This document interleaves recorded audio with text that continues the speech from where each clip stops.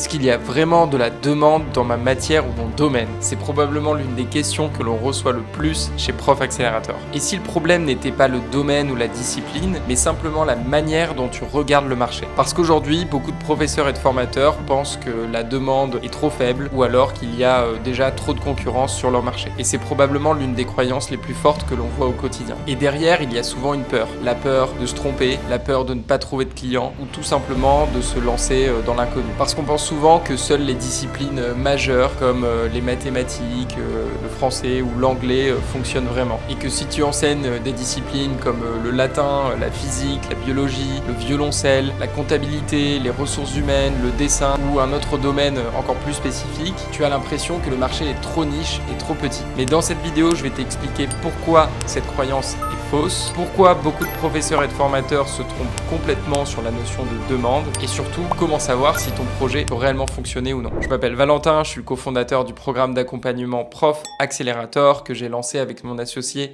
Léonard. Avec notre équipe, nous aidons et accompagnons des professeurs, formateurs et enseignants à bien vivre de leur enseignement et développer leur propre activité d'enseignement en ligne sans dépendre de plateformes ou d'organismes. Cette question de la demande, c'est souvent un problème central. Régulièrement, on rencontre des personnes qui nous disent « je dois d'abord faire une étude de marché avant de me lancer ». Là, c'est drapeau rouge. Très souvent, c'est le signe que cette personne part dans la mauvaise direction. Pas parce que réfléchir ou anticiper est inutile, mais parce que le vrai sujet, ce n'est pas l'étude de marché. Derrière, il y a surtout le besoin d'être rassuré par rapport à la viabilité de son projet et la peur de se tromper avant de passer à l'action. C'est tout à fait normal, mais en conséquence, beaucoup de professeurs et de formateurs ne font que repousser leur projet et restent dans la théorie et la réflexion. Ils restent bloqués et ne se concentrent pas sur les bonnes actions. Ils se disent qu'ils doivent faire des recherches, préparer une certification ou bien préparer leur support de cours. Et derrière, les semaines, les mois passent sans qu'ils aient réellement testé quelque chose sur le terrain. Et plus le temps passe, plus ils compliquent le projet, plus ils doutent et ne passent pas à l'action. Alors, il y a un point important à clarifier. Une activité d'enseignement en ligne, saine, rentable, stable, ça ne fonctionne pas comme un exercice scolaire. Tu ne peux pas tout prévoir, tout anticiper et tout sécuriser à l'avance. Les réponses, elles viennent du terrain. Tu dois tester, échanger avec des vraies personnes et des potentiels clients et pas simplement rester dans la théorie ou dans des études statistiques. Et dans 95% des cas, l'enjeu, ce n'est pas la cible d'élèves ou le domaine d'enseignement, mais c'est plutôt le manque de visibilité, la capacité à être bien positionné, c'est-à-dire à adresser le bon message au bon endroit, et surtout le fait de dépendre uniquement de plateformes, d'intermédiaires ou d'organismes de formation pour trouver des élèves et enseigner. Et forcément, si tu es dans ce cas-là, tu développes une mauvaise perception de la demande réelle du marché. Et ton référentiel n'est pas le bon, parce qu'aujourd'hui, il existe de la demande d'accompagnement en ligne dans énormément de domaines. Les langues, les sciences, l'informatique, la musique, le sport, le soutien scolaire, ou encore la formation professionnelle ou la préparation d'examens et de concours. Et l'enseignement en ligne concerne tous les profils. Les adolescents, les étudiants, des adultes, professionnels ou particuliers, des retraités. Et contrairement à ce que beaucoup pensent, cela fonctionne très bien aussi pour les enfants du CP au CM2. En effet, beaucoup de parents aujourd'hui recherchent plus de flexibilité, moins de déplacements avec un accompagnement depuis la maison, ou encore un suivi spécialisé qu'ils ne peuvent pas trouver localement. Et sans compter les familles expatriées, les zones rurales, ou encore des parents qui veulent simplement le meilleur accompagnement pour leur enfant. Et pour rappel, l'apprentissage en ligne a décollé après le Covid. Les habitudes ont complètement changé et concernant le marché du soutien scolaire, il représente déjà aujourd'hui plus de 2 milliards d'euros rien qu'en France et la demande ne fait que progresser. Par conséquent, le vrai sujet aujourd'hui, ce n'est pas est-ce que l'enseignement en ligne fonctionne, c'est plutôt comment créer et proposer un accompagnement engageant, structuré et adapté à ta cible d'élèves. Par ailleurs, si tu es professeur ou formateur et que tu souhaites développer ta propre activité d'enseignement, pense à t'abonner à la chaîne. On partage régulièrement des vidéos concrètes sur ce sujet. Tu as juste à cliquer sur le bouton en bas de cette vidéo. Le constat est clair. Il y a une grande déconnexion chez les professeurs et formateurs indépendants. Beaucoup pensent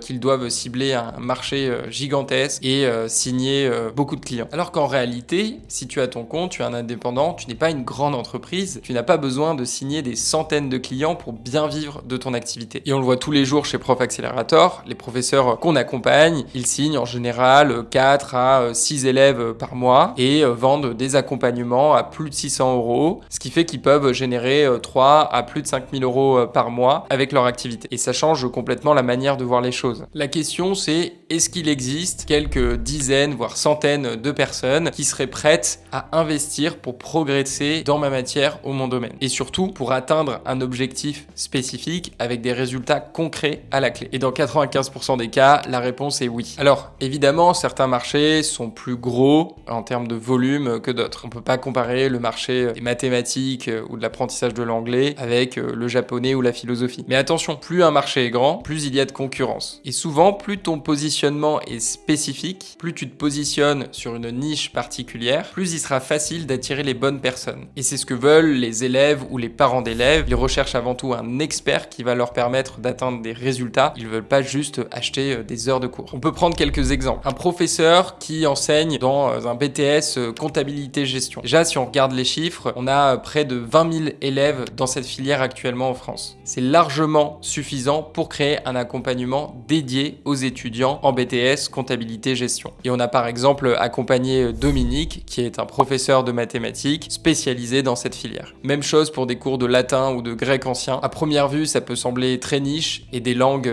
mortes, entre guillemets. Et pourtant, quand on y regarde de plus près, il y a encore des milliers de collégiens, lycéens et étudiants qui étudient ces langues, mais surtout des adultes et de retraités passionnés qui souhaitent progresser dans ce domaine. On a par exemple accompagné Pierre, qui est spécialisé en latin et grec ancien. Grâce à notre méthode et notre accompagnement, il cible de nouveaux élèves chaque semaine. Quelle que soit ta discipline dans le sport, l'informatique, le coaching professionnel ou la musique, par exemple tu es professeur d'un instrument un peu plus niche comme le saxophone, la clarinette ou le violoncelle, tu peux aujourd'hui toucher des passionnés partout en France, voire dans le monde francophone. C'est l'avantage de l'enseignement en ligne, tu peux enseigner avec le monde entier. Et à nouveau, quelques élèves motivés chaque mois suffisent pour développer une activité rentable et pérenne. Alors, si tu te poses des questions sur la viabilité de ton projet ou que tu aimerais passer une étape supérieure dans le développement de ton activité, tu peux évidemment prendre un rendez-vous avec un membre de notre équipe pour faire le point ou déjà commencer avec un exercice très simple. Tu peux noter sur une feuille de papier ou ton ordinateur les compétences ou les connaissances que tu peux transmettre actuellement. Ensuite, tu pourrais te demander qui serait intéressé par ces compétences et qui souhaiterait progresser dans ce domaine. À nouveau, il n'y a pas de limite, ça peut être des enfants, des étudiants, des adultes, des professionnels, des retraités, des personnes en reconversion ou simplement des passionnés. Ensuite, sois assez curieux et va regarder sur internet ou même pose des questions à ChatGPT pour identifier s'il existe déjà des personnes qui proposent des accompagnements dans ce domaine. Et c'est souvent un très bon signal s'il y a de la concurrence existante. Ça veut dire qu'il y a déjà de la demande et que tu n'as pas besoin de réinventer la roue. Tu peux également regarder sur les réseaux sociaux, sur Facebook, sur Instagram, mais aussi sur YouTube, LinkedIn. Et tu peux déjà avoir un aperçu des questions